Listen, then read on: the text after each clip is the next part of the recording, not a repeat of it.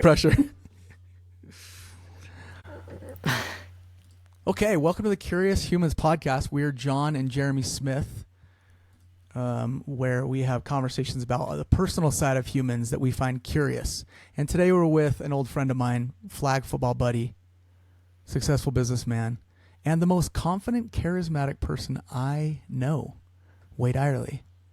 And Wade Irely is the CEO of the Degree Insurance Company. Wade is also an investor of the subscription aviation model, CEO and founder of both Surf Air and Beacon. He has been part of 3 presidential campaigns, worked at the White House, and he's an economist. Welcome, Wade. Thanks. I appreciate you having me on. I didn't run the bio by you. I don't know if there's anything you correct there. Well, a year ago, I took over a venture capital firm, so that's what I do now. Oh, and I knew that and completely forgot to put that in. Thanks for correcting that. Glad I asked. So I'm a technology investor in emerging markets. So we've probably got 20, 25 portfolio companies in the Philippines, a number in Africa. Yeah, and I'm dying to know why emerging markets. So these are people who don't have the ability to maybe succeed in business because they don't have investors, and so you're trying to help that out, right? So there's an element of do good to it, right? Where you're putting capital in places where it's not. But like all things that are market influences, you have really smart people. I mean, talent is evenly distributed, right? Opportunity is not. So anytime you can level that playing field, you unlock a bunch of value. And there are really 9, but 7 that we focus on countries around the world where, every 97% or more have electricity. Everybody's got electricity. 1.2 cell phones per person. So that's perfect cell phone penetration. About 40 to 60% of them are online every day. Fewer than 40% have ever had a bank account, and fewer than 5% have ever had a credit card. So we all live in a world, I mean, we're recording a podcast, right, where we've all been online every day for 20 plus years. And there are ballpark 4 billion people on the planet for whom that's the case. But there's also 4 billion people on the planet who aren't online yet. Wow. And so in the next 10 or 15 years, the fastest growing countries are also the fastest developing. All those people are going to come online. So when we looked at how we wanted to invest, we could go to Silicon Valley and we could fight our way into oversubscribed deals.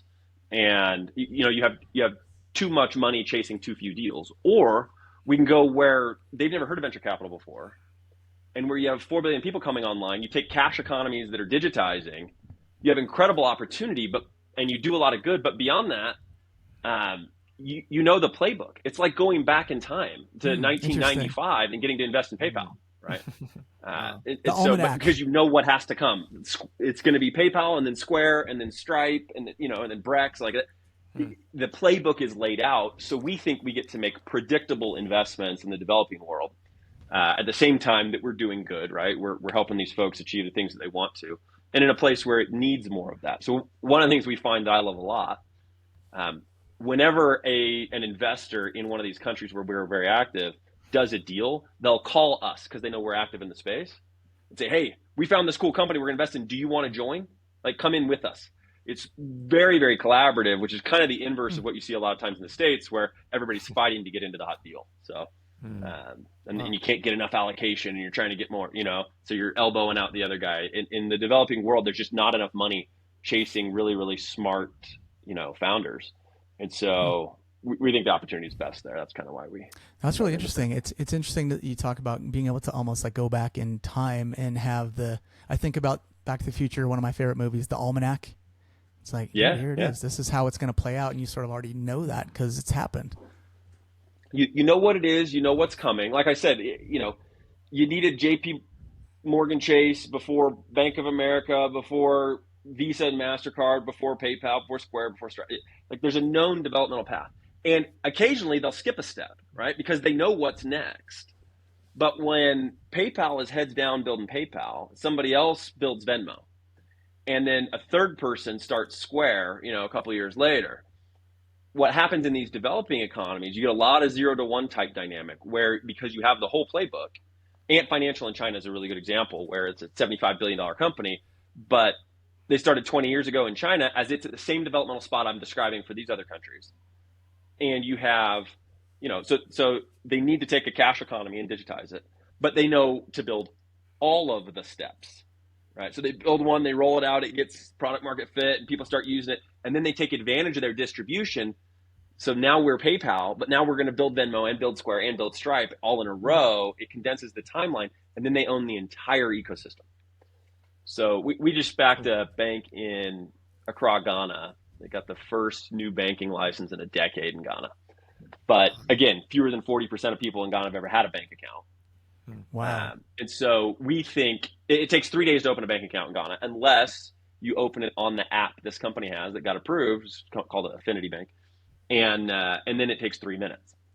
And so, and if you're a woman running a roadside bodega, right? It takes you a decade of no economic shocks, no husband got sick, no kids' school fees changed, no whatever, to save up enough money to open a second bodega.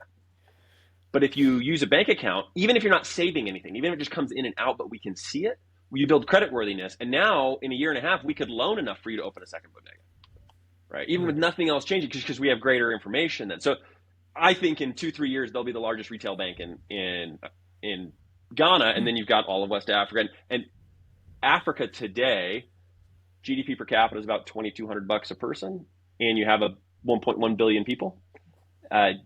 China, in the year 2000, GDP per capita was about 2,200, and you had right about 1 billion people. The difference is you got 54 different regulators, right? So it's not the same story, it's not a parallel story, but there's got a lot of similarities to the developmental time that they're in. And so we think we like Nigeria, we like Ghana, we like Kenya, we like Uganda, and then we like Vietnam, Indonesia, and the Philippines a lot. Very nice.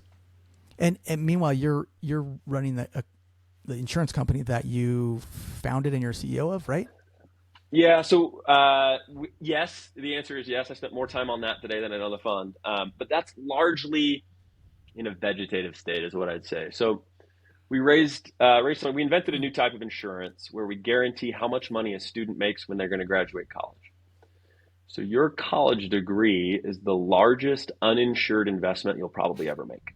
Yeah. You would never have a financial planner or a wealth manager give you the advice to borrow 10 times your net worth, put it in one investment, and just hope 5 years from now it starts to pay off. You wouldn't do it in Amazon stock or Bitcoin or whatever you believe in. It's an asinine investment strategy. And yet we tell every American 18-year-old, you know what you should do? You should borrow 10 times your net worth, make one investment, and just hope it pays off. And we do that because we effectively cheat. It is such a secure investment. There's a lot of conversation around should people go to college, and does it make sense? And the reality is the average American student, you can always tell outlier stories. And that's what New York Times likes to do is, kid that went to Columbia and has $250,000 in debt and is making sets off Broadway for $9 an hour. The average American student borrows $7,000 a year. Oddly specific example. Yeah. Well, they borrow $7,000 a year. It takes them 5 years to finish, and they're $35,000 in debt when they're done. That's the normal American experience. Yeah. And a degree, any degree, we'll talk about any degree, but you make 1.1 to 1.4 million more over the term of your life by having a college degree.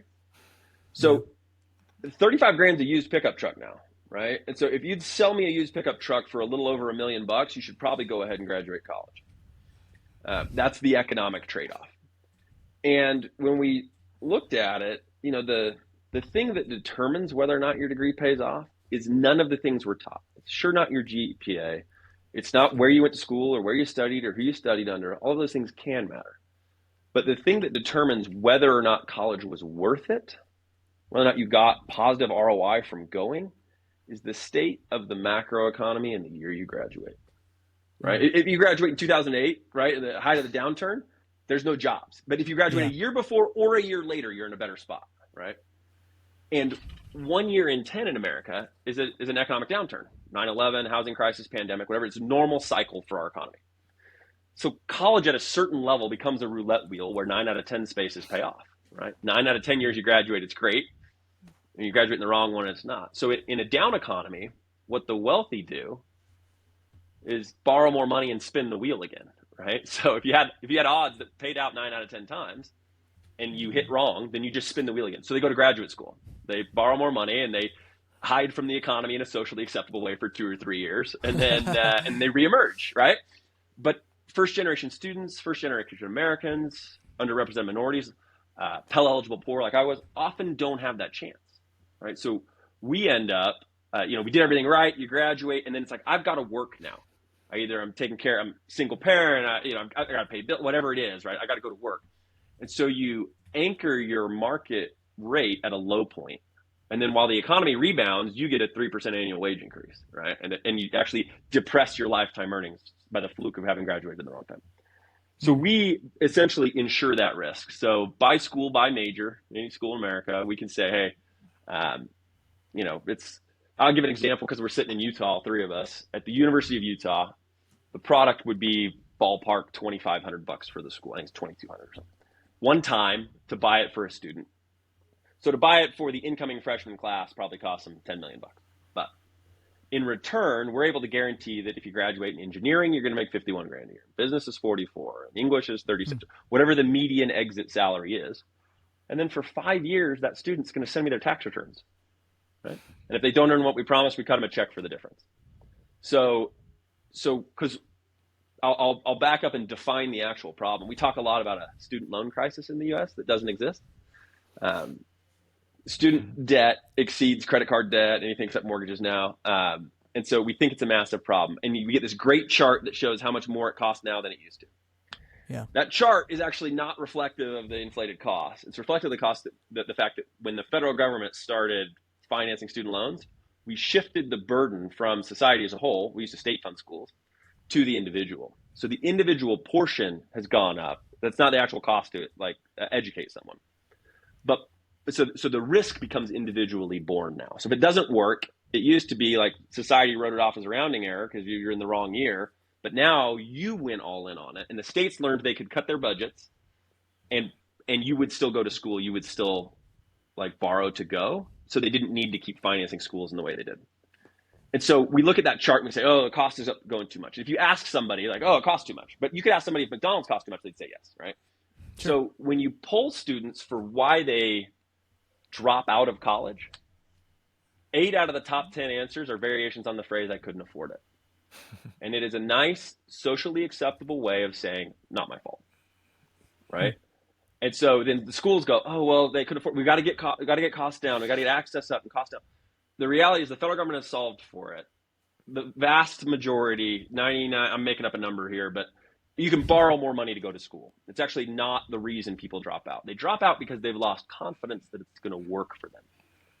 So it's a 4 to 5 year relationship, and we've all been in enough relationship. At some point, there's a down point and you break up, right? So they're like, it's not going to work for me. And I'm going to end up a bartender anyway. And so a bartender with a degree, I'm not going to make more than, so why am I doing this? I'm already 10 grand in debt. Why should I do more? When I say we don't have a student loan crisis, it's because students who go to college and graduate pay off their loans. The people who can't pay it back borrowed less than 10 grand on average. It means it's not about the debt load, but they did not complete. Because the scary statistic that no school wants to be accountable for and nobody wants to talk about is that 40%, 4 in 10 of new college students in America will not complete. That's a lot. We don't have a student loan crisis. We have a college completion crisis. Nobody finishes. Not enough. So you get the debt, but not the degree. That made you poorer, right? If you graduate, it works. But getting 2.5 years in does not help you. And so that's what we actually need to address. So we're trying to say, hey, the school can guarantee it's easier to borrow another 10 grand if you have 250 grand guaranteed at completion, right? And so that's our intent. But when I say the company's in a vegetative state, it takes colleges 5 years to decide to buy something like this. Yeah. And for a startup, it's just too long a time horizon. So we've got enough cash that we're a full stack insurance carrier. We're licensed in 10 states, right? But that means we have to put, we got a couple $1 million in Illinois sitting in an account that we can't use so that it earns enough interest to pay the compliance costs for the company, but nobody actually works there anymore. Oh, wow. And okay. we're waiting for our, the conversations to mature so that somebody will buy it. Because the only reason we found a college buys it is a peer institution has already bought it. They think they're going to lose a student to somebody else. Even though they want it, they like the logic, they don't have a reason to buy it now unless, Utah would buy it if Utah State was doing it, BYU was doing it. But absent that, you can't get the first domino to fall. You're just sitting in a long decision cycle. So that's it didn't make sense to keep taking salary out of it. I would have bankrupted the company long before we got to where we needed to be. So is this a new idea that you created, or it's something that was already in existence, but No, so you I made it? built this 5 years ago. So Mm. I was in aviation for a long time, built a couple airlines, and I was living in New Canaan, Connecticut, working in Manhattan. And one of my sort of community involvement efforts, I was on the school board for a charter school in Bridgeport, Connecticut. Bridgeport is the largest and poorest city in Connecticut. And we took these kids that are 2 years behind, and we'd get in by the sixth grade, right? And we built in this new school. We put it was an old Singer sewing machine factory, built a new campus, put some townhouses around it, brought a bunch of Teach for America teachers in, and we get them caught up and into college. And we felt really good about that. And I said in a board meeting once, I go, get into college is like part of the way there, but like what happens when you level that uneven playing field, right? Like, again, I said it earlier, talent's evenly distributed, opportunity isn't. You level that. Who are we unlocking? Are they doctors? Are they lawyers? Are they accountants? Are they physicists, journalists, politicians? What do they go do? That's the story we should be telling to get more students to come to the school. So we did some research and learned that 80% of our kids who graduated our high school and got into college would drop out in the first 2 years, more than 80%. And that was a gut punch because I felt like I was doing good. And then I learned what I was doing was qualifying already impoverished families for debt, but wasn't helping them nearly at the rate I thought. And so then I started digging in and saying, why are people dropping out? And that's where we learned sort of some of that data. And I said, all right, well, we got to be able to fix this. And I'm a big believer in free markets. And so there's got to be a market solution that makes this make sense. And it was the light bulb moment was realizing that it was the largest uninsured investment anybody ever makes. And once that clicked, it was like, oh, well, we should just insure it. We should take the risk away because what student loans did was individualize the risk. Now you bear it on your own, whereas society used to. And so we have solutions for that, right? We could never sell you a home if you couldn't buy fire insurance. Fire insurance unlocks home ownership because you wouldn't put 10 times your net worth into one asset and just hope it didn't burn down. Even though your home's probably not going to burn down, the one guy you've known in your life who's ever had a home burn down, you're happy for them that they got to rebuild, Yeah. And so we just need that same thing in education. So 5 years ago, I set out to build that. I left an airline, and building an insurance carrier from scratch is, that's a relatively heavily regulated space, something that I love. So it's been a good run, but it was time to make my living doing something else for a bit. How far out do you think you are before that this starts to materialize? So the U would like to buy our product. They're building a new campus in West Valley City. And when they do that, they'd like to use our product to incentivize students to go there. They've told us that. But they haven't even broken ground on that campus yet. So we've been talking about it since 2020, 2019 maybe. And we're looking at 2025 before there's a potential sale. If they bought it, Arizona, UCLA, Arizona State, every other school that views them as a peer suddenly gets very interested. So we're kind of just waiting to see. I mean, we have 20, 25 of those conversations around the country that are, developing, working their way through the bureaucracy. Some want to do smaller pilots. We've talked with UVU about a pilot for indigenous students, which we could do. We can carve that out, just like a scholarship could be done. We've talked to some schools' athletic directors about doing it for a sports team so that you can say, it's almost like an NIL deal. Well, if you go here, my salary's guaranteed when I graduate, right? Sure, you get a full ride to BYU or Utah, but at BYU, hey, they guarantee my salary when I graduate. I got another $250,000 coming to me. That's an interesting, it's a different competitive dynamic for colleges. So we'll see. But I was, a year ago, I had spent 120 nights on the road in hotels in the year, meeting with university presidents and the like. And I got a 12-year-old at the time. And I didn't get to see him when he was 12. And as a dad, that's like a miserable experience. So I realized, I can't ask him to not be a teenager. I can't expect him to not go through those developmental changes. And if we're going to have a relationship, I either lean into him now or, he moves out at 18, hopefully goes on a mission and then doesn't want to come home, right? If we don't have much of a relationship. So I needed to do something I could do and my youngest was at the time 7. I realized I had 10 years where I needed to be a different kind of dad. And then I could go back to being what I then termed startup selfish and build whatever I want. Because I could do lots of things to make a living, right? We're all educated, reasonably developed humans, so we could probably get a job somewhere. And so I sent out an email to half dozen friends, 8 friends, I think, said, I don't know how to do this. I haven't looked for work really since before 9/11. So, but I think I'm looking now, right? And I'm going to step away from my company and build something else for a while. And a good friend of mine who lives in Dubai, Otto Fridstrom, if you knew him, John, he was in DC at the same time we were. He, Harvard Business School guy, BYU undergrad, really sharp. He was running a quant trading hedge fund out of the Middle East with a bunch of money from one of the billion-dollar founder here in Utah, and they wanted to start an impact-focused venture capital firm. So they hired me on to come run that, and then 3 weeks ago we decided to spin that out into my own fund. So, Did you say his name, Wade? His name is Stewart. He's one of the Qualtrics founders. So he and Ryan I don't think I know. were APs on the mission together. He's currently a mission president in Uruguay. He was out in DC. Hey, sorry, just really quick, John. Are you hearing him cutting in and out? I think we should just ditch the. Can we just ditch the Qualtrics? Otso's managing that money while he's a mission president. Yeah, it's kind of like loud and Gotcha, soft. I'd love to hear everything you're saying a little better. So let's do that. Yeah, pretty bad. Oh, really bad. Yeah, let's do that. Sorry about that. Yep. Just for like the last couple minutes. Right on. Thanks. Yeah, I just want to be able to hear everything you're saying. Yeah, Right on. probably work better. Is this better? Yeah. All right, this is gonna be the first one you're gonna edit. Just cut that stuff or whatever. You'll lose the whole audience there. Yeah. It's okay. We can edit.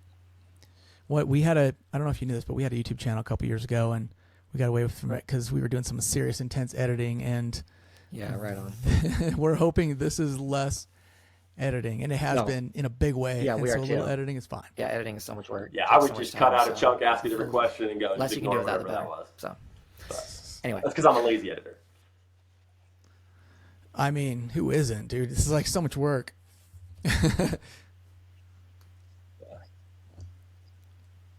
Totally. So Wade, you're talking about your sort of kid missing out in your life for a year. I imagine it was the same with like you started 2 airlines, or was it just because we're younger and it wasn't as big of a deal?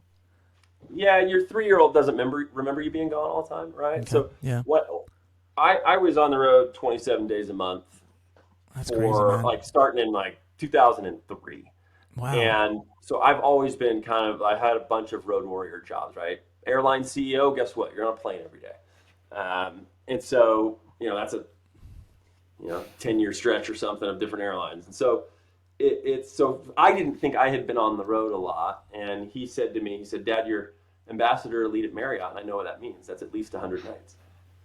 And I'm like, that's fair, right? And when your kid calls you to task like that, like you got to listen to it. And so, Wait, and back then there was like no video chats. I mean, I guess you can call on the phone. Yeah, you call home and they don't really know how to talk on the phone, so they're moving it all around. You can't hear anything, and but you're making an effort. And the reality is, I talked to my dad about it, and he says, "Do you remember when I grew up in Kansas City, Missouri, in Independence, Missouri?" Uh-huh. And I talked to my dad about it because I was worried about being gone too much, and he was like, "Well, do you remember when I was working in Connecticut?" And I go, "No." He goes, "Yeah, because you were 6, so you got years, man. Don't worry about it yet." But he's 12 now. Well, he's 14 now. But at the time he was 12, and he's like, it's I need you around more. And so last year, I made the switch. I spent the last year doing this, and I coached my 10-year-old's tackle football team, and I went to every tennis match, and I just the dad that I thought I was being, right? That I learned I needed to be a little bit better. That's And that's why you went into this. That's why you went into the investment thing. Sort of put the other one on hold, sort of, for now. Yeah, I love doing startups and building businesses, but I also feel really validated, working with other founders and helping them. And I've learned a lot of lessons I can, help them navigate the challenges that they've got. And so it was a good blend of leveraging my experience, and a fund is usually a 10-year ticket. It's like a 10-year fund, right? So it gave me that window and that stability to say, all right, I can be home, I can be the dad. I'm still in and around startups and seeing the trends on what's coming and what's being built. And every good startup founder has a short list of guys and girls that they're like, I'd do anything to work with, right? Like, this guy's elite, she knows her stuff, whatever it is. And you still get to keep all of that really current.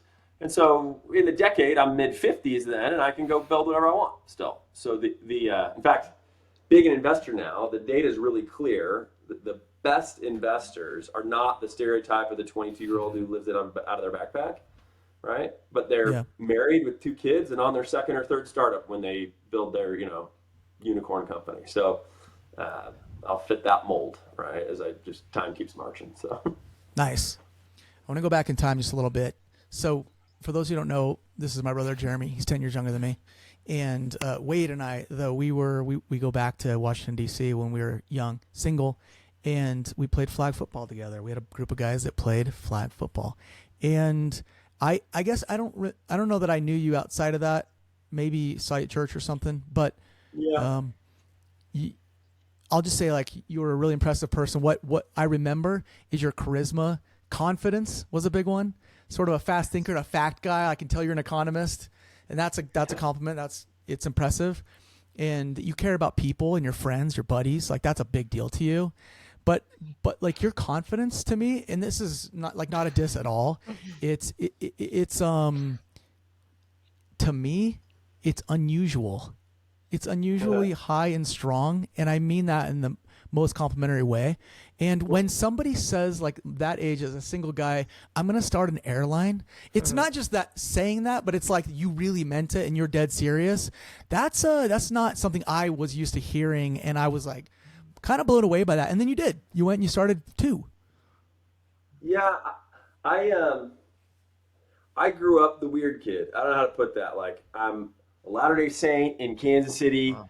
I was the first white kid bussed in to desegregate Kansas City schools in 1986, and they skipped me a couple grades. So I was like, I went from first grade to 4th grade. Wow. So I was 2 years younger than everybody, the token white kid. Like, they write an article on me, for a couple years once a year on, like, the kid they're sending. They send a cab to my house every day and pick me and my sister up and drive us up to the inner city. Wow, interesting.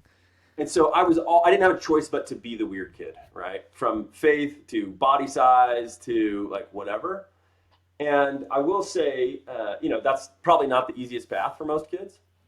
I think most people, our society generally, till about the time you're 24, values and teaches you how to fit in, how to wear the right clothes and watch the right shows. And you try to be what your friends are, right? Become the average of the 5 people closest to us.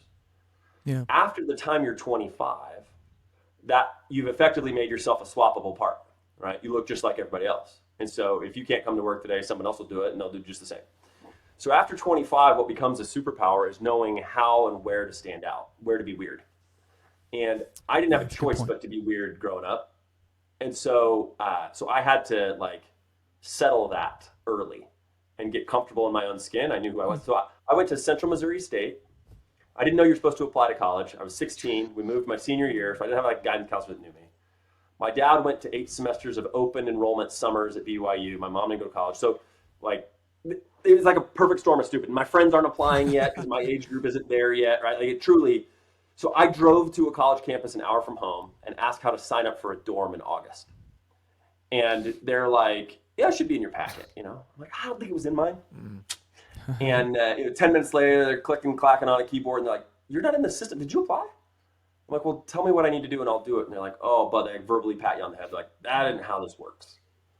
And I'm like, surely there's somebody I can talk to. If there was one thing I was confident in, like, I was a nerd's nerd, right? So, like, I felt like I was smart enough to go, right? So, sure. And so they're like, well, you can sit down at the registrar, but I'm telling you right now, you're not going to school. And I got into college genuinely because a kind-hearted registrar ultimately took pity on me. That's awesome, dude. He was like, you've never seen you didn't know people apply to college. You've never seen a movie, right? Like, and I'm like, yeah, I've seen movies. They're all applying to Harvard or Stanford, and I wasn't. So, and so he has some test scores and GPA, and, like, he stamps the thing, says you register right over there. And so, so I went to college, but then, I'm 16. I turned 17 over that summer. Latter-day Saint, like, don't drink, don't smoke. So first semester, we live in the dorms. 3 weeks in, I rushed fraternity. You have to be a sophomore to live in the fraternity house. So I took 24 credits my first semester, became a sophomore, and I moved into a fraternity house one semester. You're way younger than the other fraternity guys, though. So I joined Theta Chi. I'm by far the youngest dude there. I don't drink. There's no reason I rationally fit into this group. but it was the first time where my body size didn't automatically disqualify me from my peers. Like I'd had a gross, I'm 17, right? But I'm tall enough that I'm not 2 years shorter than everybody finally. You were 16? And I was rail thin, but at least walking in the group, I wasn't obviously, short. I thought that, I felt that. I will tell you now, I've gone back and they have like a fraternity photo that's got everybody's headshots. I look like I'm in the 6th grade, but I thought that I thought I fit in finally. And so I was like, I'm going to do what the cool guys do. Let's go, let's try to be social for the first time. And so I did that, but I had to know who I was. So every Sunday, I taught Sunday school, right? So every Saturday night I'd leave a fraternity party and, some girl would be like, where are you going? And my nickname was Mormon. Like, Mormon, where are you going? I'm like, I teach Sunday school in the morning. Oh, that's so cute. What ages? So I'm like, cute. 18 to 31.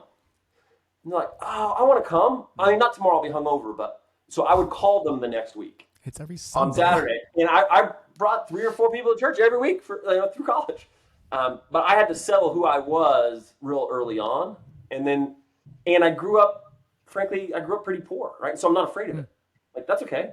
You can be happy and poor. Those two things are not mutually exclusive. Life's easier with money, but if happiness is your goal, money has very little to do with it generally, outside of health, right? Like that's, so I think I would describe it less, you described it as confidence. I think, yeah, for sure. The woman who loves me the most might describe it as arrogance. I think, okay. I would describe it as risk tolerance. So most people are so afraid to fail that they'll cut themselves off from success. We don't take reasonable risks. Actually, at a cognitive behavior level, we value what we already have at twice something that we don't have. So the fear of loss is twice as influential on us as the fear as gain. So if you're unhappy in your job, and you would rate your job as like 0.8 out of 1, right? 1 being the job that you want.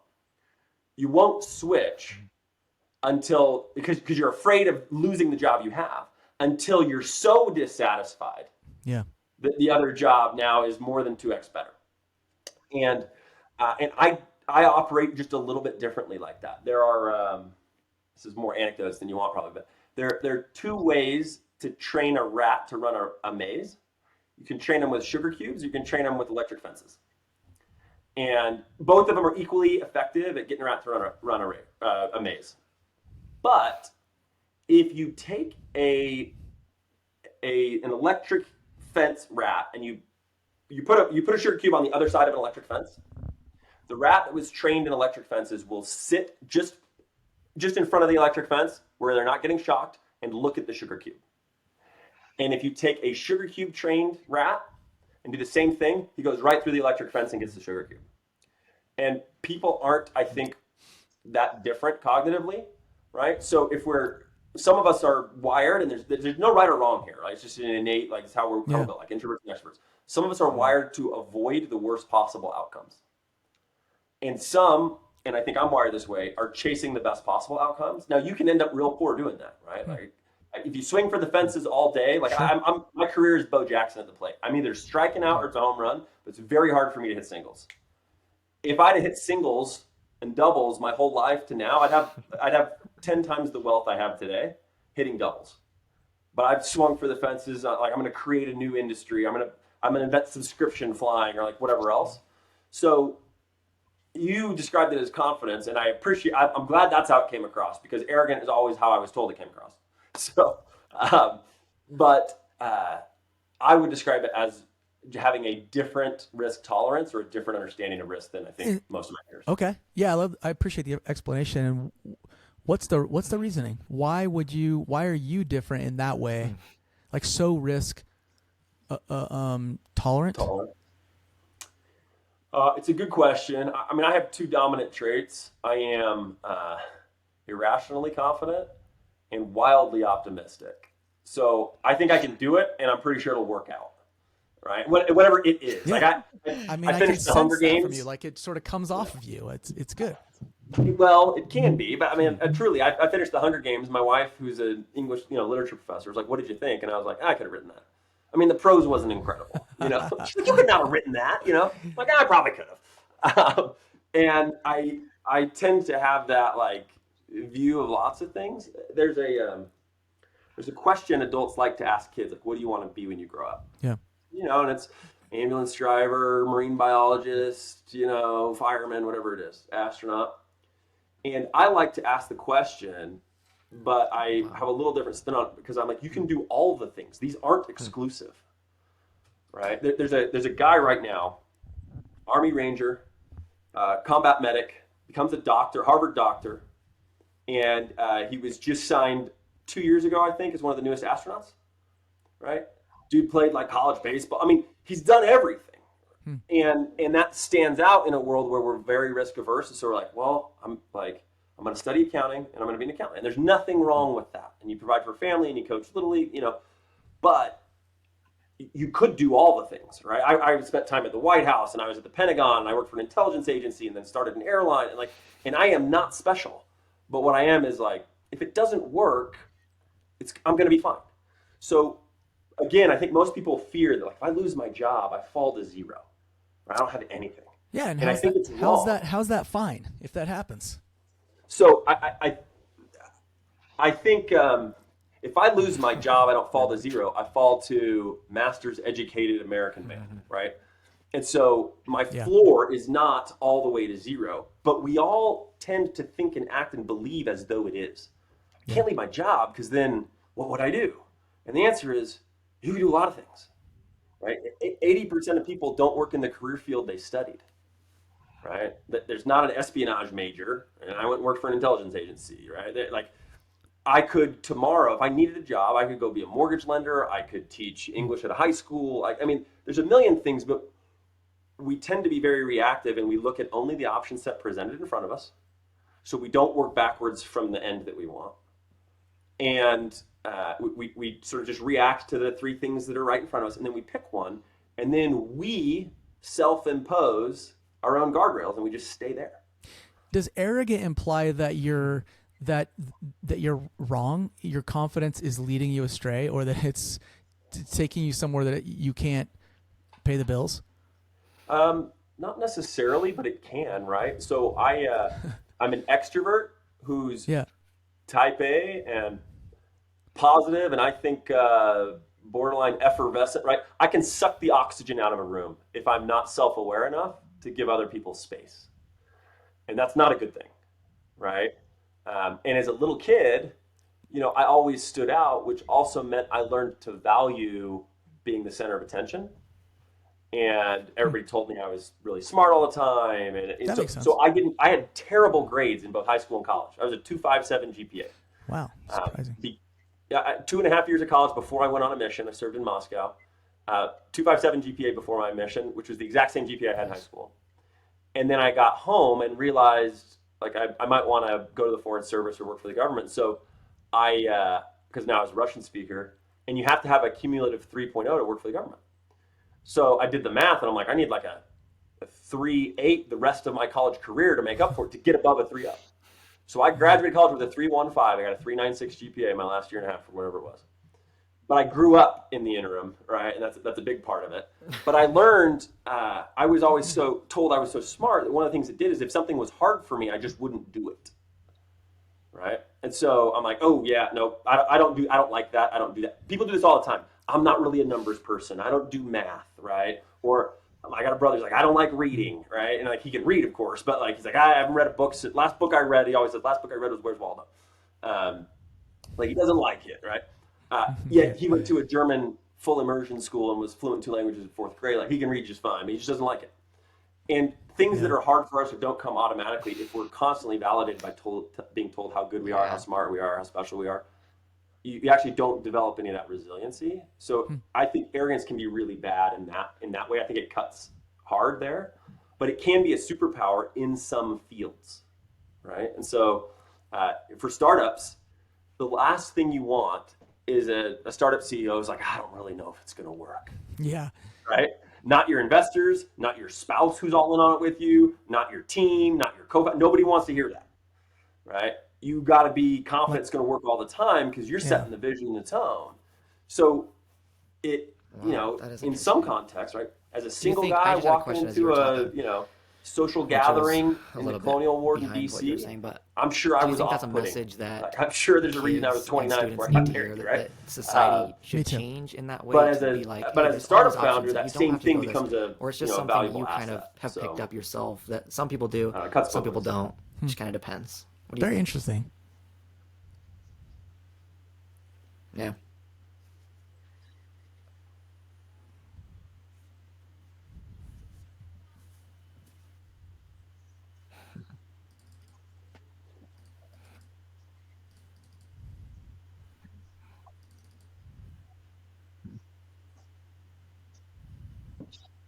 So I definitely don't think it's a superior path. I don't think like it's not a right or wrong. It is a set of personal preferences, right? So going to dental school and getting to that place where you work 3 days a week and you golf, 3 days a week, and like that's a great gig, and there's absolutely nothing wrong with it. Take is, I'm not trying to malign dentists in any way, right? Like it's a stable path. You know what it is. You know it's going to work. The Yeah. risk here seems pretty low, right? Academics started school at 5 years old, never left, right? Got a PhD, now I teach at a college. Like those are great paths, and we all get to optimize for the things we want in life. So DNC 46, right? Doctrine and Covenants, LDS Scripture, enumerates gifts of the Spirit that we get from God. And then it says, to some is given this and to others is given that. And it also says you can ask for the gifts you want. So John, it's interesting because when we knew each other, I prayed regularly for charisma. Nice. Because I believed it would be valuable. It would be the best way to take the gifts or things that I had and turn them into something positive. Is if I could, if I could become a leader, if I could, so I genuinely asked for that. But I think a loving Heavenly Father wants to give us the things that we want. And so if those things are in keeping with, his goals, then we're aligned and we get to have those things. And so I had a sister who, she has 9 kids. She had 3 and then adopted 6. Wow. And she optimized her life to raise kids. That's what she wanted. That was her goal. That was and so that's what she got. She didn't optimize for, she teaches at a high school, right? She's got a job, she got a degree, but she didn't optimize for career options. She wasn't looking for the highest, most remunerative thing. She was optimizing for something that would give her summers off and she could travel with her kids and, and give her a schedule where she's home when her kids are home, but she could work, she optimized differently. For her, that's the right answer. So I wouldn't tell her like, you should be more risk tolerant and go do what I did. I think a lot of times when we give advice, we project a lot what we would do. And then as parents, we tell our kids to take less risk than we took. Because we want to guarantee that their future is going to be great. And so I have a very, very wealthy friend, the son of a $1 billion family. And all of their kids are Harvard Business School and play an instrument and speak a language. And like it's an incredible family. And I talked to him and his dad, the sort of scion of the family, about raising good kids. And he said at one point they had a 7-page business plan for how they wanted to raise kids. The 7 different types of maturity: financial maturity, like worldly maturity, spiritual maturity that they wanted to develop in their kids.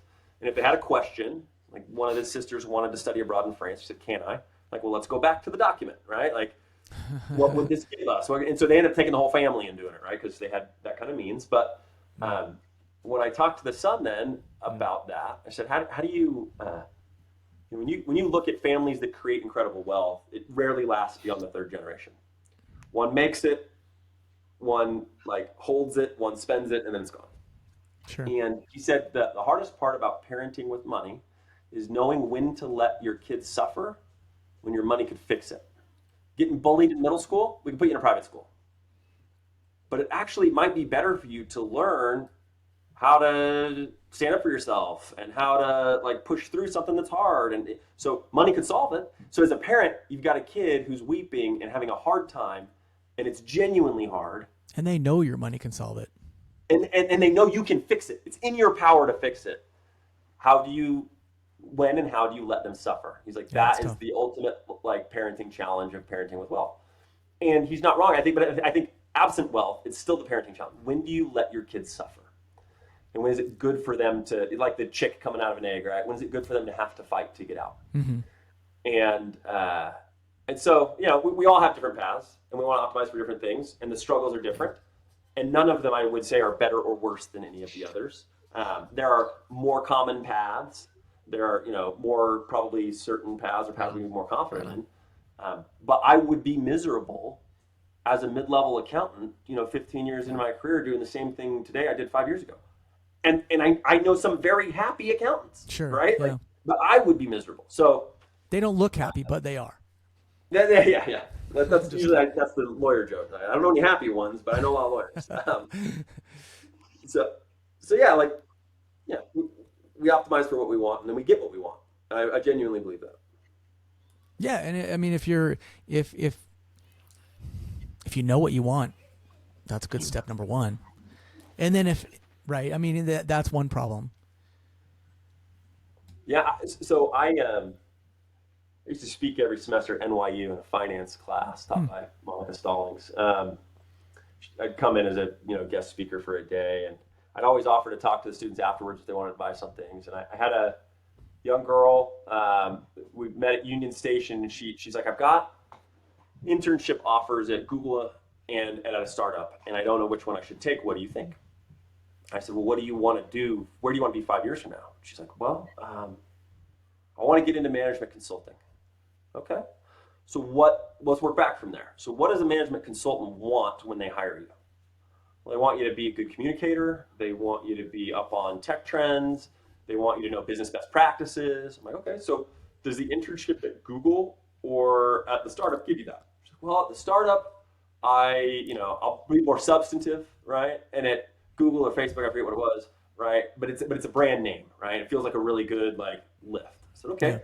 What other, so those are the options in front of you. What other options are out there? What else could you do? It's your sophomore year summer, right? So I said, no one's ever going to ask what you did for your sophomore year internship, right? You're going to do another internship next year, right? So what else could you do to demonstrate you're a good communicator, you're up on tech trends and business best practices? She's like, gosh, I don't know. And I was like, well, if I was you, I might move to Costa Rica for the summer, learn Spanish, and film a 5-minute book report on the 25 best business books, good to great, and all the sort of classic things. Because what's going to happen is they're going to Google your name, and the first thing that's going to pop up is you effectively communicating on a modern technology platform about business best practices, and you're going to have way more fun, learn Spanish, and learn to surf. Living in Costa Rica for the summer. I would actually suggest that does a better job landing you the job you want than either Google or the startup. And when we work backwards from what we want, it opens up the option sets in front of us, because we get really, my brother-in-law is going to write a book called Blinded by Brand. We get blinded by the option set right in front of us, the shiny things that are there. We often don't think about other paths that could be very real. For what it's worth, I think she went to Facebook or wherever it was, Google. She could have surfed. And it's not the wrong choice, right? That might be that might be the right choice for her. So I think, yeah, I'm making it up as I go along, right? But you could do a million things with your summer. What do you want to do? So 7 Habits, of course, of highly effective people, and one of the things is begin with the end in mind, which I think is a great idea. Makes sense. It sort of encapsulates partly what you're saying, I think. And one of my biggest problems is knowing what the end is. Not necessarily the end meaning death, or the end meaning retirement, or the end even 10 years, but what's the end in 3 years? What's my end in 5 years or 10 years? Yeah. And I've struggled so much to answer that question that it's really hard for me. If I was crystal clear on what my end is in 10 years, I could bulldog it like crazy. But I'm so creative minded that I'm just constantly switching, constantly being creative about what I could do and never honing in on one. I guess I'm asking your advice now, Wade. Well, so I've got enough ADD and career ADD that that's a familiar refrain, right, for me. Yeah. And because whatever my I call it creativity, but it's ADHD. The list of weaknesses is much longer than the list of strengths, but because of whatever my strengths are, I can sell most anything, including to myself. So if I want to do X and I move towards it and then that path gets cut off, I'm very effective at selling myself on why Y is a great option. I'm actually that's going to be better for me, right? And I'll twist. The other thing is, so I think an undergrad, for instance, is about opening for you as many doors as you can, right? You got 2 years of gen eds and you're exposed to a bunch of stuff, and it's about figuring out what all the doors are that you could walk through. And a master's degree is about walking through a door. And when you walk through one, you close the other doors. Yeah. Right. And so that's a scary thing, right? And people struggle a lot with that because it's a shift in your life and in your decision making. Like when I'm actually going to go through one. I want to walk through all of them. Yeah, and I'm the same way. So one of the things I like about being a venture capitalist is like I could lose days of my life learning about plastic injection molded like widgets or how you manufacture tennis shoes, or like I want to know everything. And so I'm in a role now that lets me kind of do that, and we can talk about SaaS businesses and e-commerce and manufacturing and all kinds of stuff. Yeah, that's cool. I think when we go through a door, we often think it closes off a lot of them. Sometimes it does, right? I'm too old now to enlist in the military, right? Like doors closed, can't do it, didn't do it, thought about it a lot, never ended up doing it. Yeah. So some doors will close, but if I wanted to, if I was still passion driven to be in that sphere, I could work for Raytheon, I could be a contractor, I could work at the Pentagon. Like there's actually lots of options that candidly probably pay better than being enlisted, right? So I could sell myself on why that's the right path to get where I want to go. And then when I'm along that way and I'm like, I actually don't like this. What's the thing I want to be doing 4 years from now? And it turns out I want to manufacture board games and play with my kids. Like I can take the path I've been on and then point it there. And I think that's a gift and worth, I think, developing for all of us. Is like the path I'm on is fine, it's good. And it's okay if I want another path. So we can pivot and we can change. I know a guy who was a stock picker, right? He was at a hedge fund, he's very successful. And he hated his life. Like he didn't enjoy the work. What he wanted to do was be a tech product manager. So he left a successful hedge fund, went to a code academy for 6 months, and became a product manager at Kayak, right? And he's happier. I know a guy who was at Deutsche Bank, and he got promoted. So he went from managing a team to managing an entire floor. And at the year-end review, they're like, he's doing really well. Like, how do you like it? What do you think? And he's like, oh, can I have my old job back? Could you please demote me? And they're like, what? Like, yeah, I was happy there. I'm miserable here. I'm making more money. I'm miserable. That takes guts. Happy there. Can I go back? And there's a level of self-awareness there that I think is uncommon, right? I don't think I have it very well. But I don't see that in a lot of my peers. But there's something freeing in like, yeah, I could do lots of things, right? And I can adjust my lifestyle and I can change, not just self-aware, but like to take an emotion, you actually have to probably earn less money, and so there's risk there, or I guess risk is a way to say it. A trade-off, probably a better way to say it. Trade-off. But I love when people optimize for their happiness over their pocketbook, because we convolute those two things all day, every day, especially as like providers and dad, like where we feel like that's our role is to make sure like my kids can get, when I was growing up, back to school shopping was a holiday. It was the one day a year. I got a new pair of shoes, a pair of pants, 1 or 2 shirts. And like my mom, I was the oldest of 8 kids. We didn't have a lot of money, and it was a like thing. And when my kids go to school, I'm like, I told my wife, like, back to school, like, let's take the kids and do the thing. And she's like, what thing? Like, that's not a thing. Like, if they need jeans, we'll buy them jeans, And there's something to that. To like, it's okay. Like, I could be happy, and in the same grass stained jeans that I got at the beginning of the school year because it's all I have, or I could make sure we have more money but be less happy. And I'd rather optimize for happy, because again, beyond health expenses, money really doesn't do a lot to buy happiness. There's a variety of studies that'll say it's 60 grand a year, it's 100 grand a year, it depends on where you live. But there's a certain point after which money actually measurably does not improve your happiness.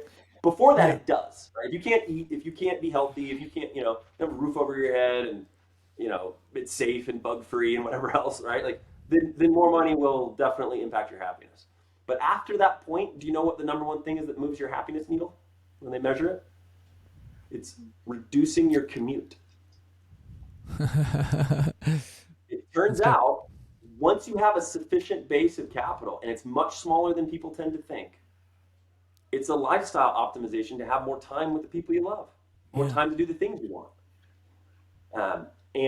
And yet in our careers, right, it's terrifying to think about pivoting.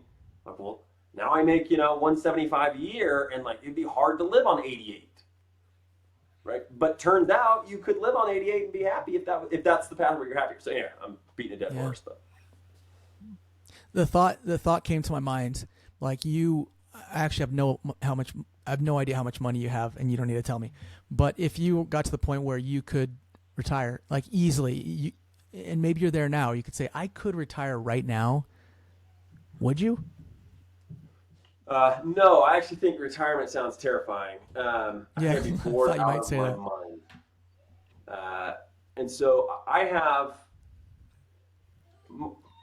three things I'm good at. And I mentioned the list of things I'm not good at is much, much longer. But I'm good at sort of raising money. I'm good at planting the flag and rallying the troops, like setting that vision. And I'm all right at like handling the press, I think. And so those three things generally in my career have made me a halfway decent, externally facing CEO. So I tend to partner with an internally focused, process-driven, COO, right? And that dynamic seems to work really well. If I had enough money that my family's future financial needs were secure and I didn't have to worry about it, I might apply those gifts in a different sphere, candidly. I think every generation thinks their generation is the most divided politically that's ever been.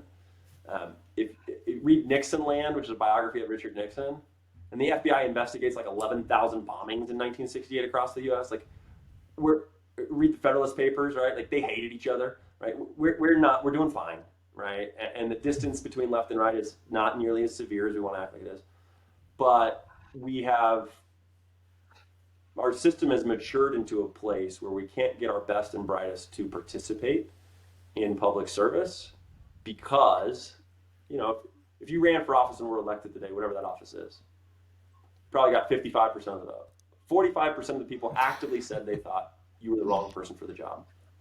And half the people didn't vote. So the day you win, 3 out of every 4 people you meet from here on out think you're an idiot, right? Like think you're terrible at the job, you shouldn't be in the job, right? And so it is a thankless, miserable experience to be an elected official.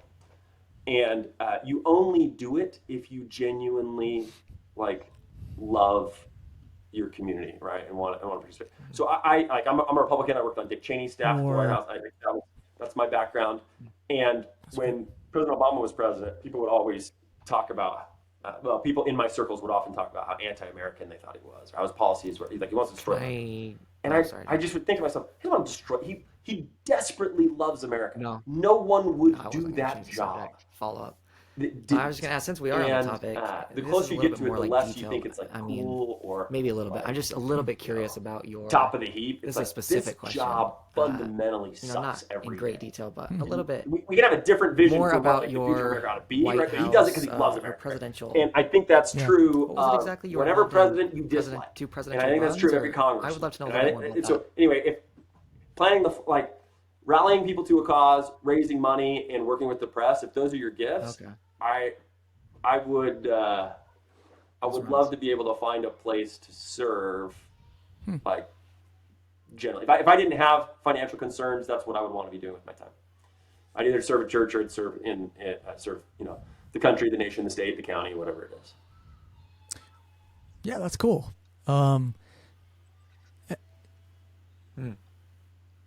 Well, are you changing the subject? Because I want to follow up on this. Go ahead then.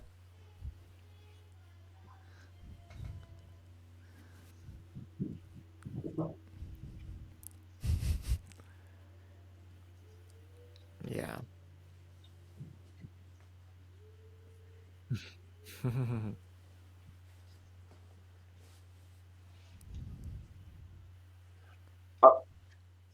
I was on Dick Cheney's staff, and then I was the youngest of Mitt's top 40 fundraisers in his first presidential, and then I was on the National Finance Committee on his second presidential. So I spent a lot of time, in presidential campaigns. In high school, I interned for Congress. My dad ran for the U.S. House when I was a little kid, when I was 9, and then again when I was 11. He ran with Reagan, and a long time ago. But it definitely like planted a seed of like, hey, this is how we care for the people around us. And you know, if we have some gifts that can benefit like our broader community, then that's a good steward. That's a good citizen. That's what we need to be doing. And I think we need more people who genuinely want to do the job to run, and the job is miserable. Among my peers, the quote is always, "Friends don't let friends run for Congress because the job sucks so bad." So Every time somebody calls and says, "I'm thinking of running for Congress," we're like, "You know not to, right?" yeah. So when you think about that, because I imagine that you have, it sounds too miserable. You can't get past the fact like that just doesn't sound fun enough for me. So, serving in the U.S. House, you fly out on Tuesday morning, you fly back on Thursday night. When Congress is in session, you're there Tuesday to Thursday. You do that, 10 months out of the year. You have to maintain 2 homes and you make $174,000 a year. This is not a glorious existence. The other thing is, as a junior legislator, the first thing you do when you get there, you check in, then you walk across the street to either the Democratic caucus or the Republican one, and you dial for dollars job. It's not in fun. a That's gray cubicle and raise money for the party. That's what a junior congressman does. Yeah. Yeah. The same job that you hire a kid in college for $10 an hour to do, to dial like sales dollars, like that's what you do. And you don't pass bills. You don't have any committee assignments, let alone any authority in any committee. Like it's a gerontocracy, right? The longer you've been there, the more power you have. And it's why people like term limits. Term limits is probably terrible policy because ultimately it cedes power to the unelected bureaucrats who become the only ones with institutional knowledge. And so we actually need institutional knowledge to stay in the elected folks. The only way that happens is if they've been there forever. So unless you like giving lobbyists more power, term limits is probably not the answer. But it feels like the answer because you want like people to rotate through it. Anyway, I've lost the thread of what I was saying, but it is like you walk through an airport and you're going to get yelled at every time. Right? 3 out of 4 people think you should not have your job. There's no other job outside of like a head basketball coach or a football coach or a starting quarterback on a terrible team where everybody thinks the backup would do better, right? There are very few places in life where everyone around you, everyone's overstating, but the vast majority of people around you are confident you're the wrong person in the job. Now, statistically, your doctor is as likely to be a below average doctor as an above average doctor, right? Basic statistics. But you don't think your doctor is below average. You've never thought your doctor was below average, right? Or your lawyer, or your like dentist, but guess what? If you have a doctor, a dentist, and a lawyer, 1 if not 2 of those is below average, right? So, but your congressman, you automatically believe is below average. Every single one of them, it doesn't matter. And everybody else's is worse.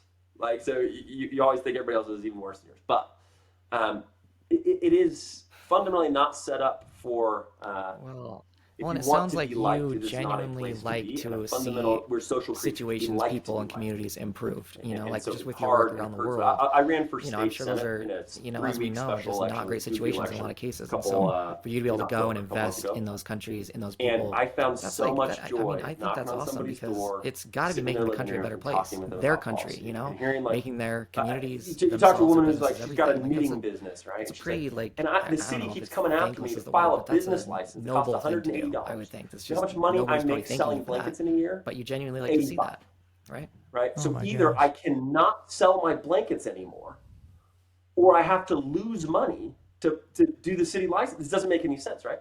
And so, but like I've never considered that issue, right? And there's something I think for me very joyful and validating in that.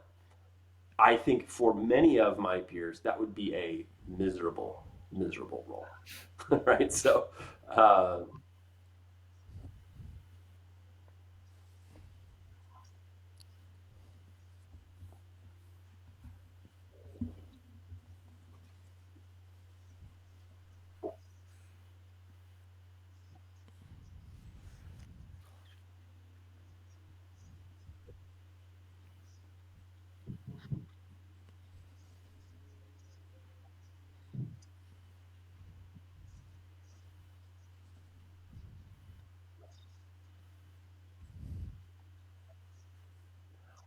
I got into college because, as I mentioned, a kind-hearted registrar took pity on me. but it's an absolute pivot point in my life, right? I'm the oldest of 8 kids. 4 of us have multiple degrees, 4 will never get a degree. And it's a case study in how 50% leave poverty to the next generation, right? And so my career trajectory takes off when I got a college degree. And it's because some guy said, yeah, this isn't how it's supposed to work, but I think you'll be fine, right? Go ahead and enroll. And so if I can do that for somebody, it makes me think that there's whatever it is, there's if a I can lot that can empower be done people to improve people's situations again, by there is little zero efforts judgment in me in from what some your people, career, what what you want to maybe do appears as a little effort, right? but it could and really how you make a big optimize for your difference, make a big happiness. change. Just like you said, that person who But if I can took a chance on you, empower just that said one and little enable thing, you to change your entire things, trajectory of your life. I think that's magic. Pretty powerful. So as a VC, I invest in early stage founders who have a dream, a thing they want to go chase. It's like a perfect job for me, right? I think politicians on both sides of the aisle who can disagree wildly on how we get to the America we want, or even what America we want the future to be, I think they all take that role because they want to empower the people around them to success, right? To succeed in whatever it is they want. And for me, it's a lived experience. I think for, all of us have people who influence our lives because they took a chance on us. Mentors, coaches, parents, whatever it is. And so if you have the opportunity to do that, I think it's amazing.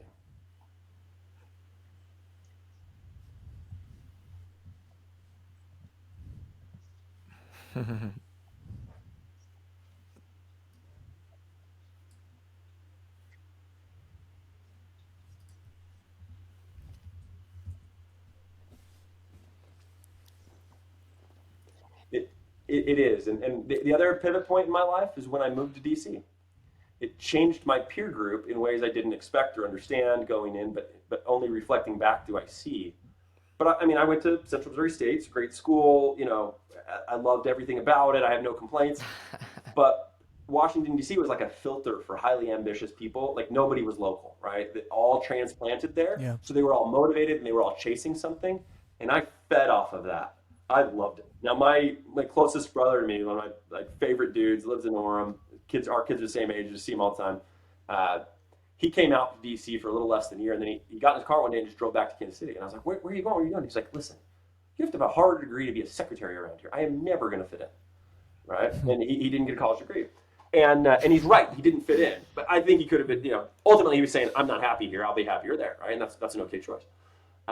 But for me, the people I surrounded myself, the associations and people I could learn from and take things. I learned how to save money. I learned that you shouldn't show up at somebody's house empty-handed, right? We never brought flowers or bread or chocolate wine to somebody's house.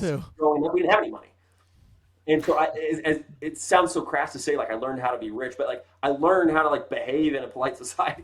There's just silly stuff, but everybody was ambitious and there's this weird filter for it, and it leveled me up. And then the third time that it happened is when I got married, because I wanted to be a dad, and probably more than I wanted to be married as a single guy, and I really wanted to coach my little girl soccer team or whatever it was, and I ended up having 3 boys, so I didn't get that one, but you're saying that I was married also ready. changed the and trajectory so dating of your life wasn't in a fun significant anymore. way, right? It was, but but it occupied so much of my headspace. So I worked for Defense Intelligence, and I wouldn't deploy as a single guy because I didn't want to tell God something was more important to me than getting married. And you're gonna meet somebody on a deployment. So this is for what it's worth. For the record, this is a dumb husband move, but I got married and then deployed to Iraq. And that's the wrong order to do that in. So, in fact, she got pregnant, and then I left, and then I came home 2 weeks before he was born. Nice. John, you can see that probably wouldn't have gone over well. It certainly didn't, and I would have done that differently. Looking back. But at the time, I thought I was signaling to our Heavenly Father that what my number one priority was building a family, and nothing was going to come in the way of that. So anyway. Yeah, you're getting more of me than you probably wanted.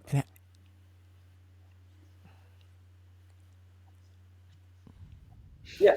But then all of that space that it occupied freed up, right, in my mind, and so we'd been married 2-3 years, had a 1 or 2 year old when I started Surf Air. Suddenly I had time to do all of these other things and think all these things because I wasn't worried about dating. I didn't have to go to Yeah. whatever social obligation was there. And as an extrovert, I didn't hate it, but it freed up a lot. So it was another pivot point that, again, only backwards could I see, but it definitely leveled up my career and opportunities and the rest. And you got somebody that's like supportive for you and a witness to your life, like somebody who's like in it with you, I know Kelly. You guys are pretty different as far as on the extrovert scale. I'll just use that scale, like exact opposite on that scale, right? We have only a couple things in common: our kids, our faith. That might be the list. Wow. So, she worked for the Obamas in the White House. I'm an extrovert. She's an introvert. She's awesome, right? Yeah. There's that. Mm-hmm. So, but I couldn't be married to me. I don't need more of me. I'm enough. I'm probably too enough, right? So, she's confident. She's confident. She's not shy, but she's an introvert, right? Like being around people, all day, every day, like social engagements will tire her out. Right? Yeah. Whereas I'm like getting energy from it. She gets worn out. But she's, we're moving to the UK this summer because she just got into Oxford and Cambridge, and she's going to go do a PhD, and so and it's her turn, right? Our youngest is 8. That's cool. She stayed home and raised her kids, but they like while teaching adjunct at University of Maryland and at UConn and working at the Huntington Library in LA. Like she's followed my career everywhere, obviously, and now we're at a stage where like I'm going to be stable at home, and it's her turn. So she can do. I'm so proud of her, and excited for her. And I think it's going to be great for the kids to see their mom achieve at a really high level. And, she teaches at BYU now, and she wants to come back and continue doing that. But now she's going to go study early English Bibles, in one of the 2 oldest English-speaking universities in the world. And, my 10-year-old, when we told him, he's like, well, he's in that phase that every boy goes through where they love space, It's like, well, are there any observatories? Like, I would go to England if there were.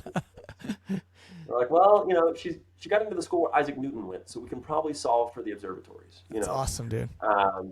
Oxford is older than the Aztec Empire, so it's been there a while. So, and I think that the number one predictor of a child's educational attainment is the educational attainment of the mother, not the father. You would think that like a boy follows their dad, but actually, like if your mom gets a master's degree, your kids will get master's degrees. If your dad does it, has much less, if any, bearing on whether or not your kids do. I'm assuming that's not why Kelly's doing it. That's not, but like it's a knock-on effect. That I want them to see her be so excited and do something so cool. And that's great. So. I can sense your support, and that I'm sure Kelly really appreciates that. Why is she doing it? I think she's been an adjunct for 17 years. And she has some classes she'd like to teach, history of the book, Bible as literature, etc. That she could propose as classes if she were like a tenure track professor. So she needs a PhD to do that. And she would have done that had we not had kids. And she made the decision, and it was hers, to stay home with the kids, and we've all benefited from that, right? And so she always kind of kept her toe in it, and she taught classes and worked at libraries and archives and stuff. She's a rare book expert on pre-printing press texts and illuminated manuscripts. And because she's my opposite, she'll hate that we're talking about her here. But I know. But she's incredible. She's sort of always done that, and now the window is opened for her. Kids are in school all day to go do that, and I can now, be the support, be at home. Like my job can be more stable, and I can take this fund. I can go live in the UK, and it's okay. I don't lose my job. I can do that, and I took this job knowing she was applying, right? Like with an eye towards being able to facilitate her going. Yeah, that's not going to affect your job at all. It's going to be the same and good, and it'll be great. Watch the kids. And what an adventure for the kids, So sure. Kelly lived in Israel a couple times growing up. Her dad ran the Jerusalem Center for BYU, so they'd move over for a year in 6th grade, and again in 11th grade. Every 4 or 5 years, our family would move over. Well, they're young enough that it should be fine. They're young enough, I think it should be fine for them to move. It's pretty easy, but I think when they're old enough, at the age when you're going to come back, that's when they're going to probably struggle. I don't know. Maybe come back to America is easier. Just because you're from here. Well, so she's got one's a 1-year trip there and one's a 3-year trip there. And our oldest is 14. And so, and our youngest is 8. So they're all old enough to remember it. Yeah. And like he'd go into 9th grade this year, and 9th grade here, at Viewpoint is like halfway at the middle school, kind of half at the activities are still at the high school, right? And so it's kind of a weird muddle huddle year. So we go for a year, and he comes back. He's 10th, 11th, 12th in Sky Ridge, like in high school. And the middle kid goes right into middle school, come back to already a transition point.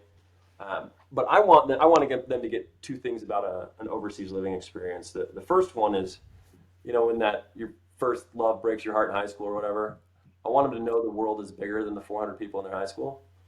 I want them to have internalized that. Not that I'm going to tell them that, but it's they've seen more of it, right?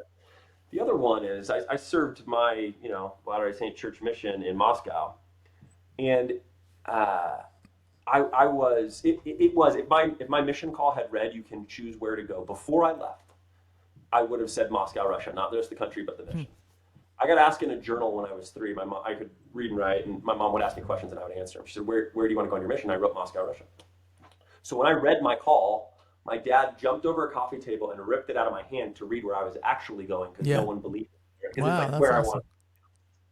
And I would have been, I probably shouldn't have been, maybe it's a maturity thing, but I probably would have been disappointed with, there were 6 guys in my stake who'd all been called Las Vegas or Las Vegas West.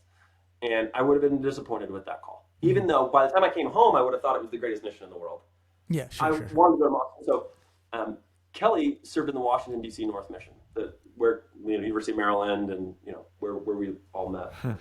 And she had lived abroad. So she's like, when I got my call, I could serve the Lord wherever he needed me. And I didn't need the mission to be the exotic thing.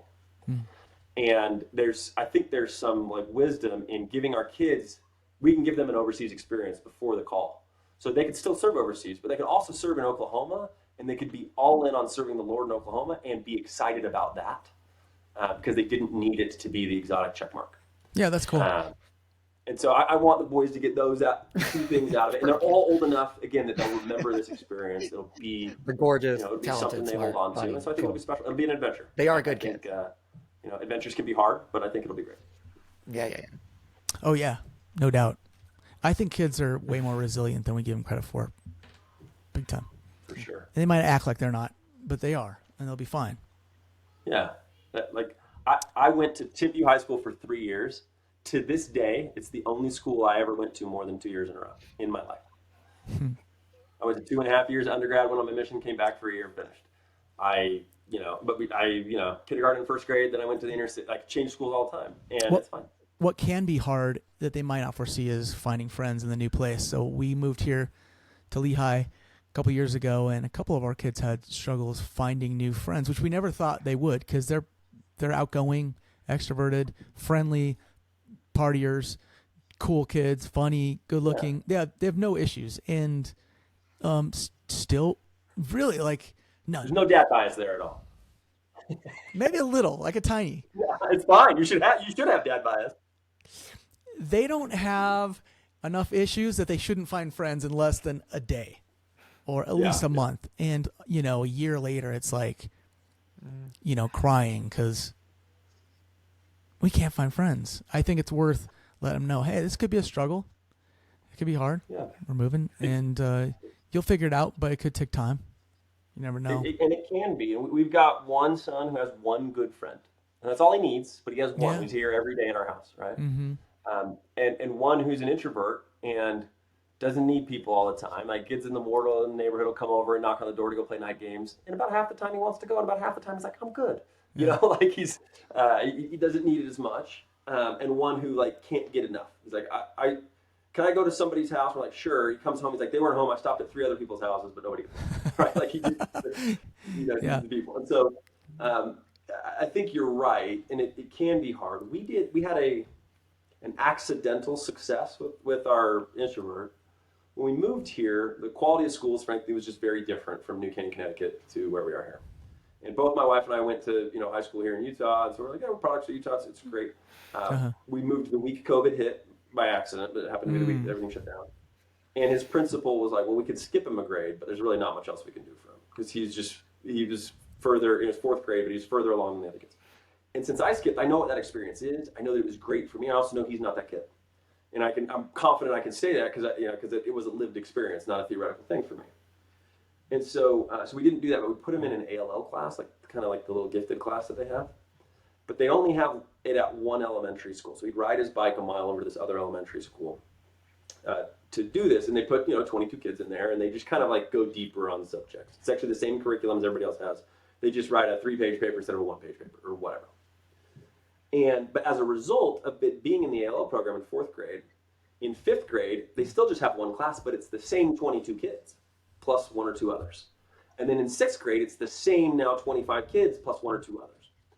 So at 7th grade, they all went to different schools. I mean, there was like 11 different middle schools, a bunch of charter schools, and there's only 2 at his school. But these, self-identified nerd kids, right? He was the driver on his underwater robotics team. And nice. The school was so amazing about it. They bust kids out like it was a state championship football team, and they cheered in the stands as he was driving robots under. I love it. The school was great about it. But those kids, they still get together once every 3 weeks probably, and they do like a Dungeons and Dragons night or whatever. He has deeper friendships at this age than I've maybe ever had. But it was because for everything we do for our kids to give them stability, every year we put them in a blender and they get 22 new kids in their class. And by accident, he had the same ones for 3 years. So they know each other. It's like siblings. They know how far they tease each other, and they know how far they can push before the breaking point. Yeah. They've all been in fist fights with each other, right? Like they fight like siblings. But the friendships are, one of them's in a community play and everybody goes. And, they're really, really tight. And my church community growing up was my default. There were only, there's a handful of Latter-day Saint kids in Independence, so we were friends by default. You didn't have a choice. It's who you saw twice a week at activities. It's who you saw on Sundays. I spent more time with them than whoever else. And so my seminary class, there would have been 10 of us. We went to 5 different high schools. 2 kids went to mine. 1 girl lived on my street, and 1 that lived around the corner. And so we would like drive to seminary together and then go. And so those were our, it was like default friends. Yeah. My son has like some really, really deep friends. It's been very lucky, and we're going to walk away from that going to the UK. Yeah. Mm-hmm. And then come back. It's going to be 10th grade, and like, are they still getting together every 3 weeks? You start to see it melt, and it's a little bittersweet as a parent because like it feels inevitable, right? Like one's getting into drama and one's on a swim team, and they're going to be pulled different directions. But it's been so charming and sweet to have them like just have each other's back the way that they do for like through the middle school years that are awful for every human I've ever met. Yeah. And they're just like plugging through it and happy together because they're all confident. They've got their friends. It's been really nice. Has your son thought about the fact that that's going to end when you guys leave, and is he sad about it, or is he like optimistic anyway?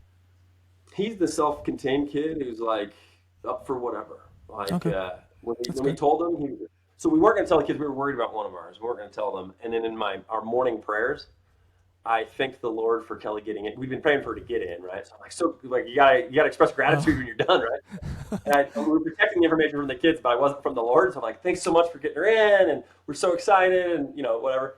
And we say amen, and my 8-year-old looks at me and goes, "So we're moving to England?" He's like, "I'm golfing in Scotland." Like he loves golfing. Oh wow! And dang. And the one we were worried about was like, I was like, "So we're gonna move?" And we're like, "Yeah." He's like, "I'm so happy for you, Mom." And it like actually was a big weight off our shoulders. We were worried how he'd respond. And the oldest was like, "It's gonna be great. What an adventure!" But he's the kid who's just very nonplussed. So it might hit when we're there, right? Differently, right? When you're 6 weeks into school and you don't have close friends yet. But that's a good start. You at least have support from them, and that's important. Yeah, they're happy and excited, and it's an easier thing to commit to a year's adventure than it is like, oh, we're moving to Texas and we live here now. It's a different deal too. Yeah.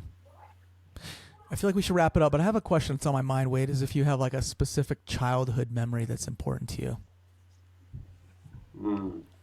Comes to mind. I don't know. Just what comes to mind is kind of a sad memory, but but it's a sharp one. I remember my best friend. We moved to Utah, and I went back and spent a few weeks with him in the summer. I was probably 12, and he had speed in his sock drawer, and it's the first time I'd ever seen drugs. And we were, 2 LDS kids. We were in the quorum together. I grew up primary together, and he's like, "Yeah, just sell it." And I remember, ironically, listening to Jimi Hendrix' Ultimate Experience and crying myself to sleep at night because he's going down a different path. And his life could very much have been mine. I mean, we were similar circumstance kids growing up in the same place. I was in Kansas City last year, going to a Chiefs Chargers game, and I called him to see if he wanted to go, and he's like, I can't actually. My parole officer won't let me cross state lines. Oh my gosh. And our lives have gone. And he owns a pawn shop and gotten the equivalent of a bar fight over something. And we just talked, and I mean, I love the dude still. Yeah. We've interacted 10 times in 20 years, right? We're not like crazy tight anymore, obviously, but we were as kids. It was where I did all my sleepovers as a kid. We traded baseball cards and rode bikes and like all the stuff that you did as a child of the 80s. And it's an easy thing to reflect on, like the very, very small degree changes, right, that over time put you on very different paths. And he's still a good dude. He was the first guy I knew that retired. He worked at Walgreens for 18 years, invested his stock, and then he bought a bunch of houses and flipped them and bought this pond. Like, he's been a successful guy. He's got like an adorable kid and a beautiful wife. But our lives have gone down just really different paths. And I mean, you ask about a childhood memory. I don't know why that's the one that, like, me crying myself to sleep when I realized my best friend was dealing drugs in high school. But it jumped out. But it really, there is something to like making small course corrections when they're little to help them get where they want to go. At the same time, letting them struggle when they need to. Right? It's a tough balance. Yeah. That's an interesting memory. It must have been very memorable. Yeah. Impactful. Sounds like he's really meaningful to you. He's a good dude. I don't think about him that much, to be honest, but when I'm in town, I try to call him. Another one that stands out, I remember we bought a conversion van. It was like a thing in the 90s. It's like the ceiling on it was higher and there was a TV in it. I'm the oldest of 8 kids. My dad ran a clay factory. And so we had, so our family van was the clay delivery van. Like, you hit a bump and like gray dust like puffed everywhere. We had an 8-seat van. There's 8 kids. So I sat in the double back. Anyone else referred to as a trunk. But it was an upgrade from the Dodge Omni we had with 6 kids, where I'm like literally like face out the hatchback glass, right? The boys sat in the trunk while the girls in dresses got seats. Wow. Going to church. And so we had 2 vans, and then we bought this conversion van in Utah, and they flew me out. I was 16 years old, and had me drive it back solo. And the whole way, I am dreaming about, like, this is the 3rd vehicle, which means I have something to drive. And it's got a TV in it, and I'm like just dreaming for 2 solid days on what this is going to do for my dating life, how amazing this is going to be, like the freedom, whatever. Yeah. And I pulled in the driveway. I get in, I toss the keys on the counter. I'm like, I'm home. And my dad grabs the keys off the counter and goes, not yet, come with me. And he's like, I need you to follow me. And he had me drive that van behind him to this neighborhood in downtown Kansas City I'd never been in before. Knocks on the door of someone I've never met before or after. Has a conversation with him. I'm like standing behind him, not really hearing all of it. Gives him the keys to the van, and then we get in our old van and drive home. And I'm like, what just happened? And I started crying. I was like, I'm 16 years old, but I started crying. Like, this was like, my life was changing in this moment, and it just got like, I don't know what just happened. I couldn't process it, Yeah. And my dad said, well, while you were gone, brother so-and-so, whatever his name was, and I really have never seen him before or after, lost his job. So he's going to sell the van and take care of his family while he gets back on his feet. And that matters a lot more than your dating life, son. So get it together. And we drove home. And that's a lesson that I've thought about a lot since then. So your dad just gave the van. He just gave the van to him. Yeah, he just gave it to him. All the money he spent on it. But my dad, we didn't have any money. We didn't. But whatever we had was all. We didn't lock the front door. But whatever money he had gained, he put it into the van. My dad fully, like, the quote that I heard so many times growing up is, if someone needs my TV bad enough to steal it, I'll help them load it in the car. Huh. And really he meant it, right? People matter, money doesn't, stuff doesn't. Alive? And he has never put any value on stuff. Are your parents still alive? Always on people. So I got into Stanford for business school. I didn't end up going, but I got in. I called my dad to tell him, Dad, I got into Stanford. And he's like, so excited. I'm proud of you. I know you really wanted that. And like, Nice. I'm so happy for you. And then he goes, which one? Well, what do you mean, which one? He's like, well, there's a Stamford, Connecticut and a Stamford, Kentucky. Like, no. And my sister lives in college. I'm like, Dad, Stanford out near Angie. Nice. And he's like, oh, well, that's great. Well, I'm just happy for you, bud. Very cool. And then hung up the phone. And Yeah. You're like, this means nothing to you.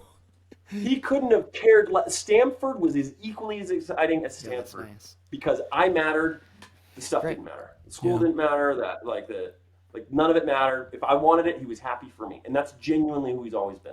Huh. And I think about that a lot because I care about stuff more than I probably should. Mm-hmm. And you kids, like mine, and they don't want to share or whatever. And like I grew up in a house where anything in my home was communal property. Wow. And truly, he wouldn't lock the front door. He was like an edict. We did not lock the door because if they need it bad enough to steal it, they can have it. He really meant that. So what's that? Yeah, they live here in Traverse Mountain. They moved here in Memorial Day last year. So my mom was a stay-at-home mom, and now she's a stay-at-home grandma. So she lived 3 houses down from my sister who had 9 kids in Texas, and their youngest is 14 now. So she moved here where my brother and I have kids that are, littler, and she can hang out with the kid. Like she loves it. And, I asked her to come over and watch my kids the other day, and she sent me this long, nice note about how wonderful it is to be needed and be able to hang out with her grandkids. So I was like, well, great, because I could use the date nights. It was awesome. Yeah, exactly. Come more. They live here. Actually, both sets of grandparents live here in Utah County now. So That's a really cool story about your dad. In what ways are you a product of your dad or your mom? So I made the joke a minute ago that like I do care about stuff. Yeah. But I would say relative to my peers, probably not. And so we drive a minivan. I'm thrilled with it. I drive a little Kia Telluride. It's great. I can sell you on Kias. I think they're amazing. You did sell me. You literally sold me on Kias. I have a Kia Telluride. Yes. So I don't care about stuff very much, which I think, going back to what we said earlier, is a little bit of a superpower because like I could be poor and happy, and there's something to that. But I don't know. He also was an entrepreneur, and he'll tell you I found 1,000 ways to fail, so Wade didn't have to. He had some successes and more failures than successes, which I think is true for every entrepreneur, for every creative, right? We all probably could recognize 10 Mozart, symphonies, and he probably wrote 1,000, right? But we ignore the 990 that none of us have ever heard, because 10 of them were great. And I think, the batting average is probably just as good for the rest of us. So you think you're an entrepreneur because of him? I do, yeah. I remember it felt like coming out to my dad when I told him I wanted to get a job in the government, because he growing up, he's like, "You don't get rich working for the government," was like a line I heard all the time. And so when I wanted to go like be an intelligence officer, be a foreign service officer, whatever it was I was thinking at the time, I had to like break it to my dad. Awesome. I called him and I'm like, "Hey, I gotta tell you something, and it's gonna be hard to hear, and I want to make sure your seat's sitting down." And then, of course, as soon as I came back from Iraq, I left and started an airline, and he was probably like, "There it is," Nice. So I do think I learned that risk tolerance, probably from him. But yeah, people matter, I think is kind of cool. I mean, I'm an extrovert, right? So I was wired to think that anyway, but yes, you are. I do genuinely believe that. So I'll probably get that from my folks. Hey, Wade, thanks so much for your time. It's been great to catch up. Good to talk to you. Good to learn from you. Well, thanks for having me on. I hope it was useful. I probably ran my mouth a little too much, but I enjoyed it. And people always like to talk about themselves. It's probably a dangerous thing for a guy like me. But thanks for having me. I had a hard time keeping up because your brain's about twice the speed of mine, at least. That sign behind you, I can't wait to see that thing shining again soon. Wade the Wade for Island Utah. for Utah one. Yeah. It was strategically for Utah. That way I could use it for any other race down the road. I was hoping that said president, not Utah. Well, maybe someday. Again, that's not a job anybody should aspire to. But, yeah, you made that clear. But at least you thought about it. Sure. Well, thank you for having me. And I love the conversation. It was great to get to know you, Jeremy. Before the call and here as we chatted. So thanks so much, guys. Yeah, thanks so much for your time. Have a great day. All right, bye. See you, brother. Was that what you